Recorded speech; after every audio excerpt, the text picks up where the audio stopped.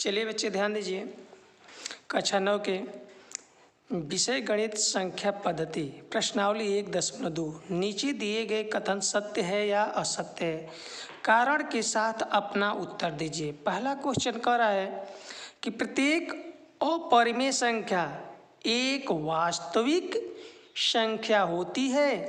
तो ये तो सत्य है, क्या है? सत्य है, ठीक ना। मगर कैसे है, इसको कारण भी देना है। यहाँ लिखिए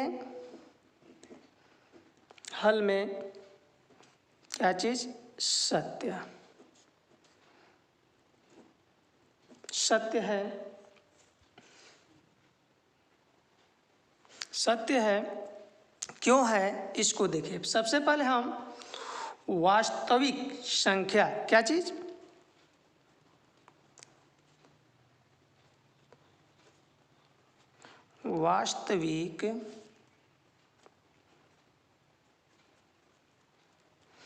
वास्तविक संख्या, ठीक है। इसके बाद हम बनाएंगे इसका, देखिए वास्तविक संख्या को हम कहते हैं परिमेय, और दूसरा क्या कहते हैं हम?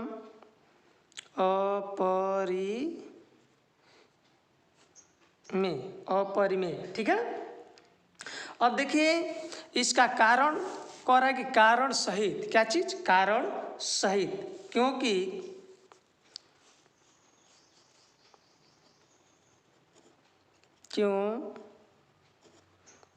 कारण में लिखेंगे वास्तविक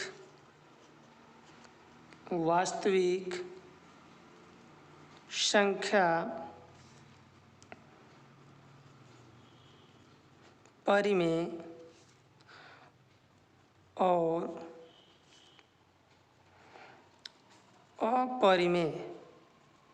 अपरिमेय से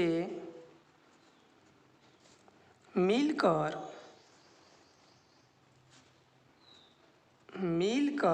बनती है। अब ध्यान दीजिए, ये कारण में आपको लिखना पड़ेगा, ठीक है ना। वास्तविक संख्या, परिमेय संख्या और अपरिमेय संख्या दोनों को मिला करके इसमें लिखें कारण में कि क्योंकि वास्तविक संख्या परिमेय और अपरिमेय संख्या से मिला करके बनती है। आपका क्वेश्चन कह रहा है कि प्रत्येक अपरिमेय संख्या एक वास्तविक संख्या होती है। हाँ होती है, ये लेकिन वास्तविक संख्या से परिमेय और अपरिमेय है, तो अपरिमेय कह रहा है तो अपरिमेय में वास्तविक संख्या में है, ये है। कोई दिक्कत? तो इसके लिए हम क्या लिखेंगे? सत्य है, ठीक है ना।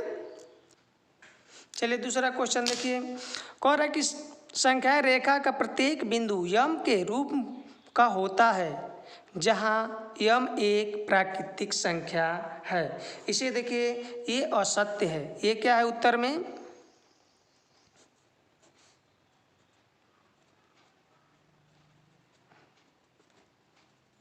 असत्य है। मगर कैसे है, इसको कारण भी देना है। तो देखिए आप इंचिन से क्या करेंगे, आप बनाएंगे, जितना मर्जी उतना बड़ा छोटा आप बना सकते हैं, कोई दिक्कत नहीं है, ठीक है ना। जब बना ही लिए तो देखिए इसको कॉलम दे दीजिए, 1 2 3 4 5, 1 2 3 4 5, ठीक है। और बीच में यहाँ का कर लीजिए, आप 0 कर लीजिए, इधर 1 कर लीजिए, 2 कर लीजिए, 3 कर लीजिए, 4 कर लीजिए, 1 2 3 और 4 तक कर लीजिए, ठीक है ना। अब देखिए यम संख्या की कोई भी संख्या हो, यम संख्या के कोई, यहाँ लिख देंगे यम, इसमें देखिए इधर हम लेते हैं, जो क्या लेते हैं? माइनस लेते हैं। क्या लेते हैं? माइनस। तब इसमें कह रहा है कि यम के रूप का होता है जहाँ यम एक प्राकृतिक संख्या है। तो प्राकृतिक संख्या तो हम जानते हैं कि 1 से लेकर अनंत तक की संख्या होती है। मगर जब हम ले लेते हैं इसमें यम आएगा या अंडर रूट में करनी 5 रहेगी तो आएगा? नहीं आएगा। क्या होगा? नहीं आएगा। यम संख्या रेखा की कोई भी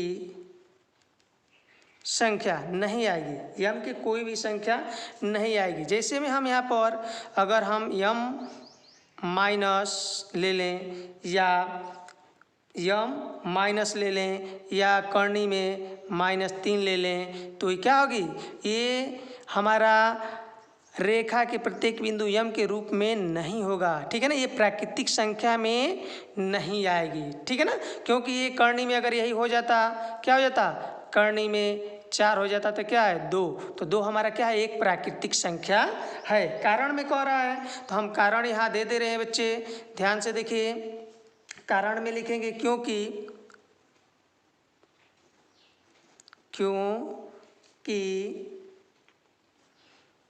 यम माइनस यम एक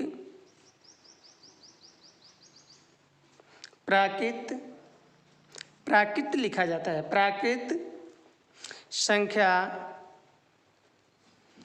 का वर्ग मूल नहीं, यम एक वास्तविक संख्या नहीं है, इसको लिख देंगे नहीं है,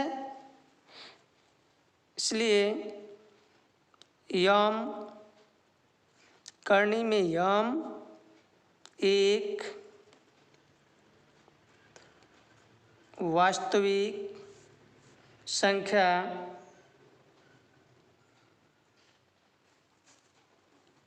नहीं है। तो ये क्या है हमारा, ये असत्य है, क्या है, असत्य। अब क्वेश्चन नंबर देखिए 3, प्रत्येक वास्तविक संख्या एक अपरिमेय संख्या होती है, इसको भी बनाइए। देखिए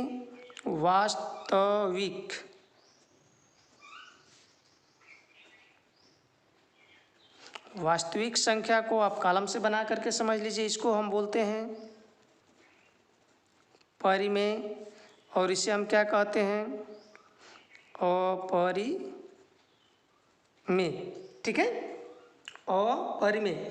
अब देखिए परिमेय और अपरिमेय दोनों को मिला करके हमारा वास्तविक संख्या बनता है, मगर इसमें क्या कह रहा है कि वास्तविक संख्या एक अपरिमेय है। तो बताइए जब परिमेय रहेगा और अपरिमेय रहेगा, दोनों को मिला करके हमारा वास्तविक संख्या बनेगा, तब तो सत्य होगा। मगर आपको सवाल कह रहा है कि वास्तविक संख्या एक अपरिमेय संख्या है, तो इसलिए क्या है, ये असत्य है। क्या है, असत्य है, क्या है, ये असत्य है। कारण में हम लिख देंगे, इसका कारण में लिखें क्योंकि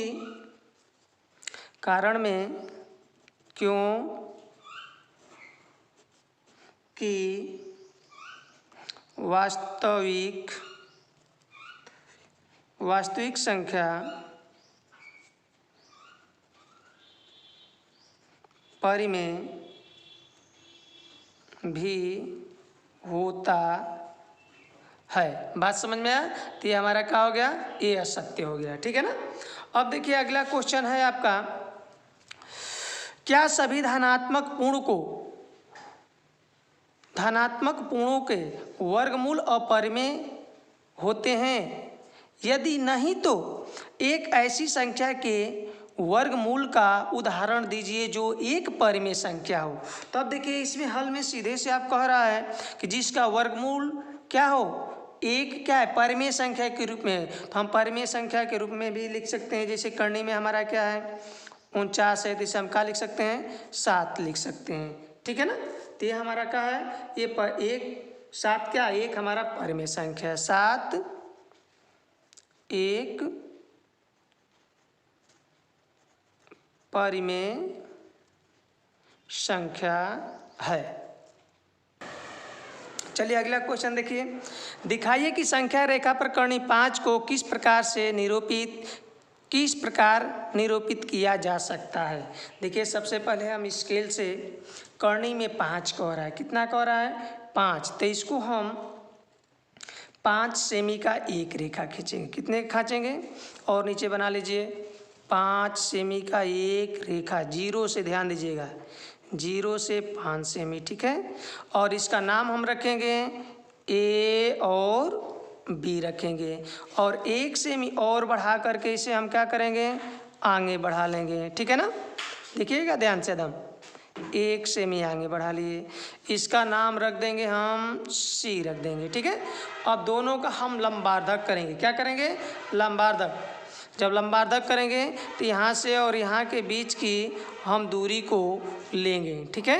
देख लीजिए, रफ कार्य से आधा से अधिक दूरी लेकर के हम इसे क्या करेंगे, लंबार्धक करेंगे। लंबार्धक रख करके इसे एक को हम P मान लेंगे और एक को हम क्या मानेंगे, Q मानेंगे, इसको O मान लेंगे, ठीक है। इसके बाद मानने के बाद यहाँ से चाप लेंगे और यहाँ से क्या करेंगे, एक चाप से हम इसे आगे बढ़ाएंगे, ठीक है।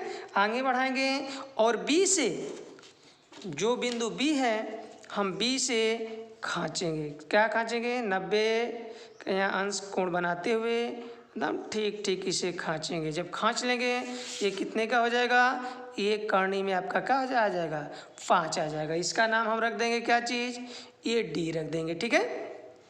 अब कारण में हम लिखें यहाँ पर 1 नंबर में लिखेंगे सर्वप्रथम AB बराबर 5 सेमी का रेखा खंड। 2 नंबर में लिखेंगे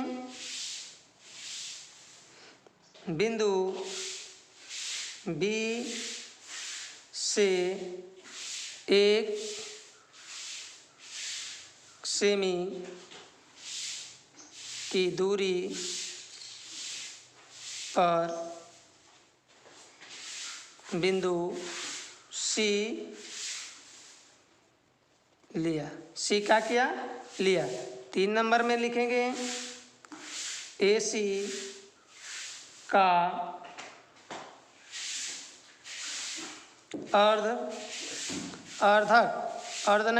अर्धक PQ खींचा, जो AC को O पर काटता है। 4 नंबर में लिखेंगे यहाँ पर OC त्रिज्या लेकर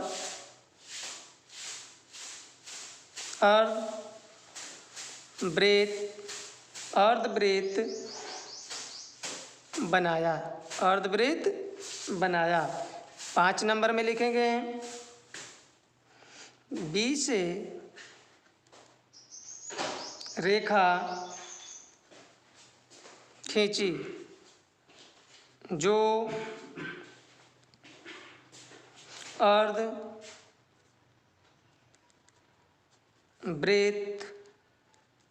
को D पर काटती है। BD बराबर करनी में 5, यही हमको क्या करना था, हल करना था, ठीक है। तो आप लोग आज क्वेश्चन प्रश्नावली 1.2 का क्या हो गया, समाप्त हो गया। मैं अगली वीडियो में अगले प्रश्नावली का हल करेंगे।